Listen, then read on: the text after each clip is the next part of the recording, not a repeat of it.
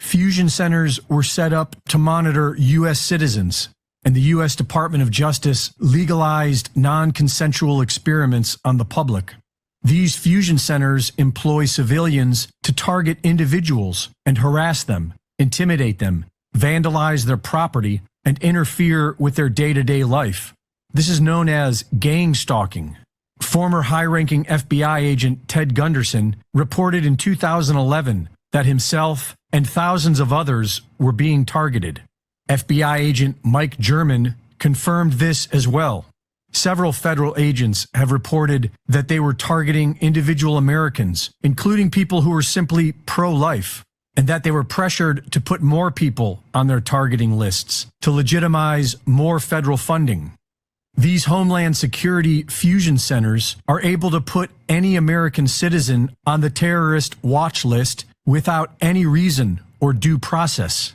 All right, I'm going to pause it there, and I'll remind everybody that we haven't seen any due process for many of the January 6ers, some of whom are still held in jail waiting trial in the gulags of Washington, D.C. So these non-consensual experiments include, believe it or not, voice-to-skull technology meant to make people hear voices that they ought not be hearing and to make people feel like they're literally going insane. Guys, can you imagine the power and the purse of the state and the deep state targeting you through gang stalking, making you think you're crazy by vandalizing your property, by using voice-to-skull technology, by following you around?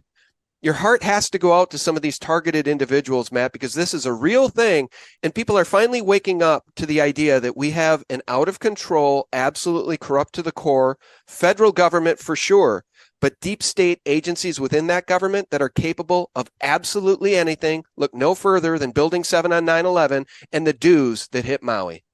Yeah. I mean, if you're going to start a gang stalking as part of a political campaign, that's just out and out, totalitarianism. There's just no other word for it. You're living in like George Orwell's 1984, just straight off the bat. If the government just doesn't like you and then decides to harass you, surveil you, throw lawsuits at you, fine you, burn you out your property, you're not living in a free society. There's just no way this sort of thing can exist in what you would call a constitutional republic. There should be there are laws in theory to protect against this, but the government in and of itself is just a lawless mafia. And if they don't like you, I mean, just ask Trump. I mean, he'll probably fill you in. They're just going after people they don't like, pure and simple. This is mafia tactics. These are cases that have been brought to the attention not only of the FBI, but also the CIA and the DNI and folks on the Hill. These have not been really publicized in any way. In fact, the reality is domestic incidents are being downplayed, if not outright ignored, by the U.S. government. Here's the thing, Len.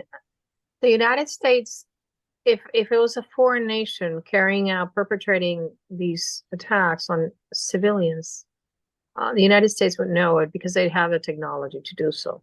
That's one thing. And the other thing is they're just gaslighting people because they know where it's coming from, and they know who's doing it, and they know who has the weapons and who is using those weapons against innocent people. So it's a matter of time when all will be known, and we just hope that Congress would move in and do something before it has to be us unveiling this atrocity. Mr. Jordan has his weaponization committee precisely investigating the wrongdoing at the FBI and the labeling of innocent people as domestic terrorists, which is nothing but including them in the terrorist database. Yet they have shied away from looking at the silent Holocaust going on in front of everybody. And I really urge them to just take the initiative to investigate and do something about it, like Senator Frank Church did. I suppose you may have heard that Kamala Harris's trip to Vietnam site of our last pointless and lost war, was temporarily delayed due to fears about the Havana Syndrome. So let's talk about this so-called mysterious Havana Syndrome. Well, first of all, it's not mysterious, and secondly, it has nothing to do with Havana, so calling it the Havana Syndrome is a bit disingenuous. Havana has almost nothing to do with it. It's being used all over the world, in many countries, on many people. Let's be clear, this is not a mystery. It is very well documented. This is a weapon.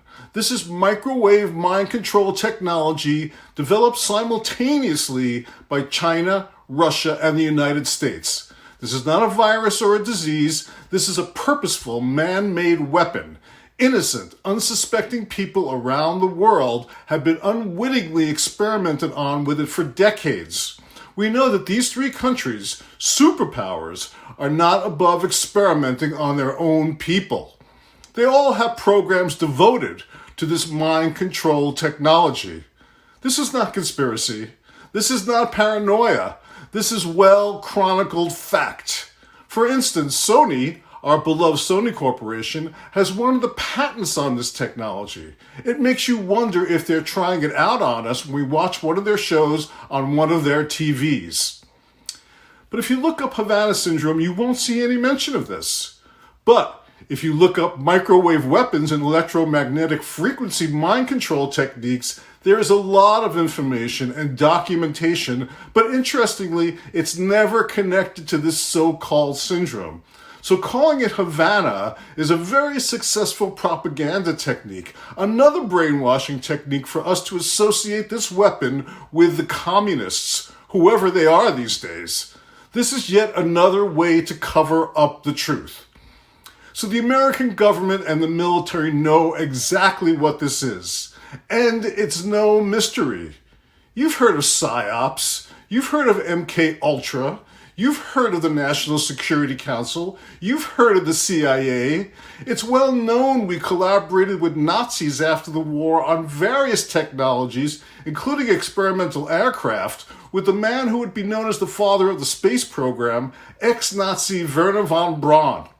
Well, the Nazis were working on mind control techniques as well, and all the emerging superpowers, the US and Russia at that time, and now China, wanted in on it. We know that the CIA director, Richard Helms, ordered the destruction of all MK Ultra records in 1973. This again is a fact. So remember, when they say there's no evidence, that's because they destroy the evidence.